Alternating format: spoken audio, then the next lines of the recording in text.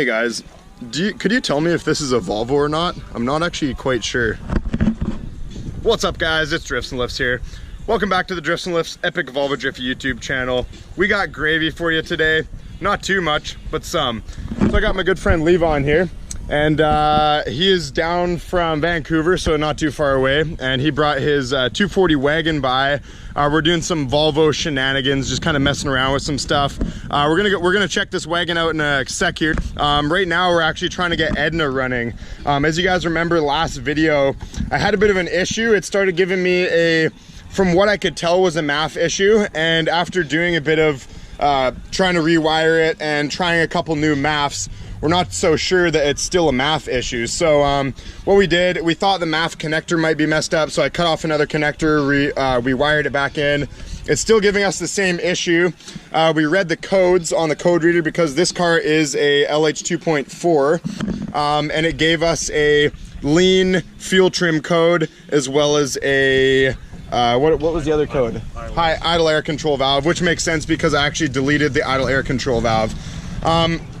So we started it up and it's still giving us this issue, and actually I'll start it up right now, but what we can tell, the MAF isn't making a difference, so we're gonna have to look elsewhere, we think, as far as this issue goes. But I'll start it up right now. We're gonna see if we can get it to trip another MAF code, because it had a MAF code, but that's because we had the connector unplugged and the car running, so that would make sense. So we're gonna drive it around again and see if we can get that MAF code to come up again. If that happens, then we're gonna look into that side of things.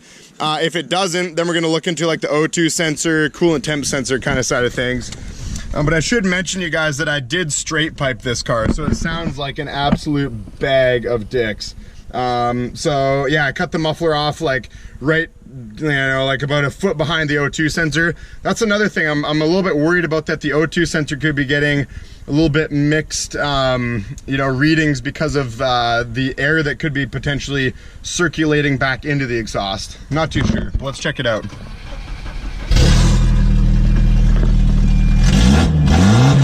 See, that's revving up full.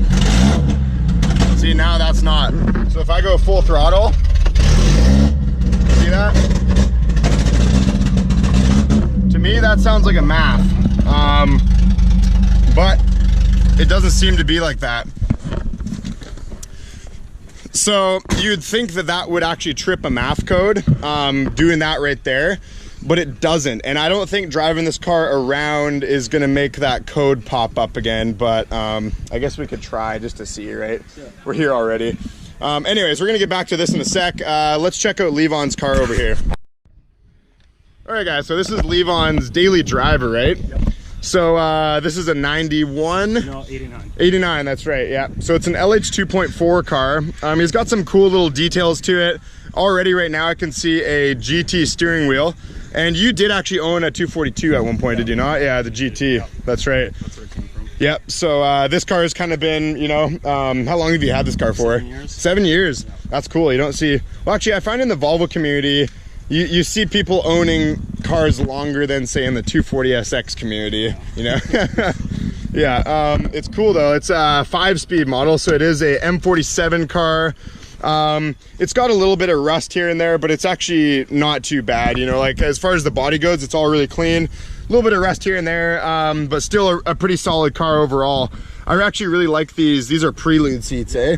Yeah, they're a good, you know, the bolsters on them are nice. They have a good kind of look to them. They seem to fit pretty nicely in this 240 actually. So I actually sold Levon a turbo setup, so he's gonna be turboing this car before you know it. So he's got the last piece of the puzzle, the LH 2.4 ECUs coming in. I just sold those to him today. I guess we'll pop the hood. It's probably nothing too special, but you know, we're all weird Volvo guys. We just like staring at B230Fs. Yeah. Somewhere in there. There we go. Nothing to it, eh? So you were saying last time that these are actually aftermarket bars? Yeah. Yeah. They were on the car when I got it. Okay, yeah. Cool. Nothing to it, right? No, no. It's interesting to see how far back, like they put the motor as far back as they could in this engine bay. It's just crazy how much space up in front here there really is. Compared to a 740, I feel like a 740 is a little, not quite as much space up here. Like this is a huge fan shroud, because the fan you know, it's not even close to the radiator. So pretty cool though. Yeah, this car is, you know, it does the job for sure. Once it gets turbo and you put a cam in here and stuff, it's gonna be pretty sweet. Yeah, well, it's got an A cam in it. A cam in it, that's right. Probably leave that. Yeah, it's a good overall kind of cam. Yeah, that's what people find is the A cam is it's pretty well-rounded cam. Unlike the K cam, if you put a K cam, as you guys saw in a factory B230F car, it actually like loses power. It gains a tiny bit of horsepower, but it loses torque, and the car doesn't feel as fast. So, but yeah, totally cool car. Tinted windows, that kind of thing. Just an overall, you know, it's good to see these 240s and 740s still on the road with people still driving them. We all like to see that, because even though I am a drift enthusiast and I know it's bad, but I do destroy these cars, I also am a Volvo enthusiast. So I do like to see these cars live on, and you know, I want to see 20 years from now people driving 740s and 240s here and there. So anyways, really cool. We are going to start up Miss Huff because she hasn't been started in a while, and some dumb shithead kids vandalized my car. So if these kids watch this video by chance, you guys need to be a little more respectful of people and don't vandalize things, because there's kids sitting inside Miss Huff. I know it's parked on the street here, it has no windows, it's full race car, I know it's easy to break into, but still, you don't need to touch other people's stuff. It's just kind of ridiculous. People smashed off the mirror off Miss Huff, and I saw this, the key was in it, kids were trying to start it and shit. Just kids at the skate park. Not naming anybody, I don't know who it was, but just some shithead kids. So fuck you guys, whoever did that. Yeah, and please leave my stuff alone. Yeah, so hopefully we can get Edna going. You know, this is kind of I really want to go rat bag this car, but it's got an issue. I just really want to fly through the air in a Volvo 740. All right guys, and some kids, when they're in here messing with my car, they decide to rip the tack out of the dash. Like, cool, what are you doing by doing that? Like, it doesn't make any sense. Drugs and alcohol are not good for people, and then you combine it with like teenage mischief and things get destroyed for no reason. So we're gonna fire up.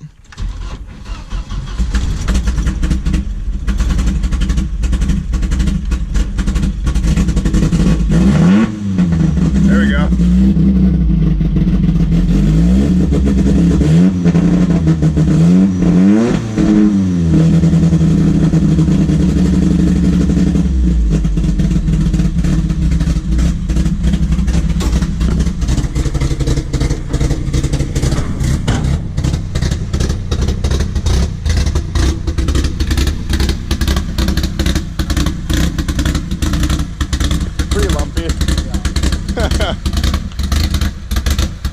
Still gonna shut off on itself.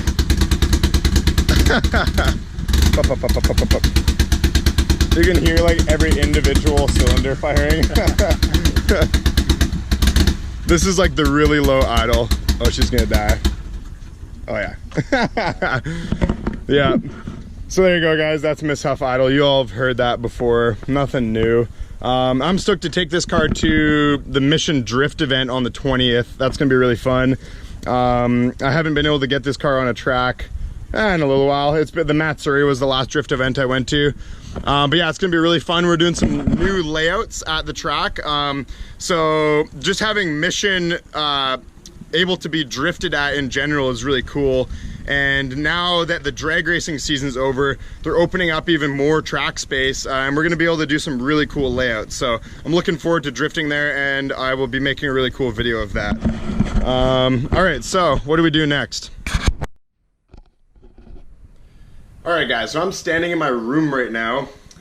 People sometimes call me a caveman, and that's because, well, I eat lots of like caveman type foods, and also I live in a fucking cave. It's the basement of my house. This is where I've lived for 6 years. But one thing I really want to show you guys is Levon actually built this for me using his laser cutting printer machine thing that's worth a lot of money. So they use this for their business. If you want to check them out on Instagram, here's their Instagram tag. They do high quality wooden signs, and it's all custom cut to what you want it to be. So he actually gave me this for my birthday. Levon, I actually didn't know Levon up until recently, and he came and bought a turbo setup off me. And when he did that, he's like, hey man, I noticed in your video that you said your birthday was coming up soon, and I got you a present. So he brought this fucking super cool thing. So it's a light up Volvo emblem. It's all made of high quality wood. It's all cut in different shades of wood and stuff. And it came with this little controller. So huge shout out to Levo, man. This is like probably one of the coolest birthday presents I have ever got, without a doubt. So you can change the colors. There's all these different, you can go purple, whatever you want really. There's even like a strobe light. Let's see if we can get a, yeah, like a flashing kind of, I don't know, it's super cool, really dope little thing to have in my room as a souvenir, little Volvo sign, because you guys know I love Volvos. And I may as well point out these two things on the wall here. So Pencil Fingers, my good friend who does all my designs for me, incredible artist, and he got into pencil drawings as a young age. So that's kind of what he started out in. And if you look here, this is a portrait of Tupac, and then Davis actually did this one for my birthday, one of my favorite old school rappers, Big Daddy Kane. But yeah, we actually, Davis actually got all the Outlaws to sign this Tupac drawing. This is still Davis's drawing, so it's just been in my house for a long time. He used to live with me. But yeah, the Big Daddy Kane one is super sick. I'm going to be keeping that for the rest of my life. There you go, the Kane flat top trim. Alright, so that's kind of a wrap up of the video. I want to apologize to you guys for lack of videos in recent time. Sometimes you just need a little break from making YouTube videos. I'll be back on it really soon here, pumping out videos. So we got a couple things on the menu. I'm actually going to be selling my trailer just because it's winter and there is really no drift events. And I want to free up a bit of money so I can do the ITBs on Miss Huff. So that's the one plan.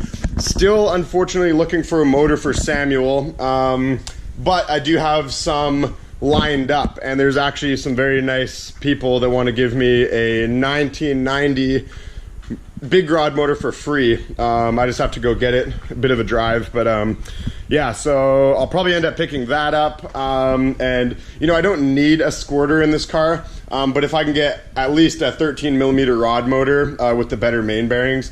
These 86 B230 FTs had weaker bearings of some sort in the, I think the crank, the main bearings, I'm pretty sure that's what the weak part is. As well as obviously the skinny rods. So I do want to do a bit of an upgrade if I'm going through the work of swapping it.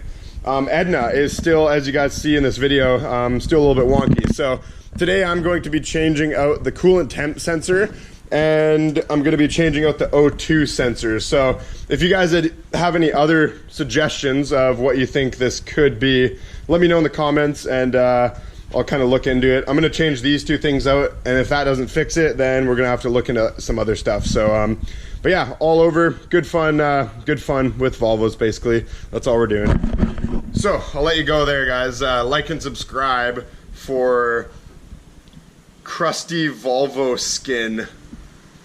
Peace out.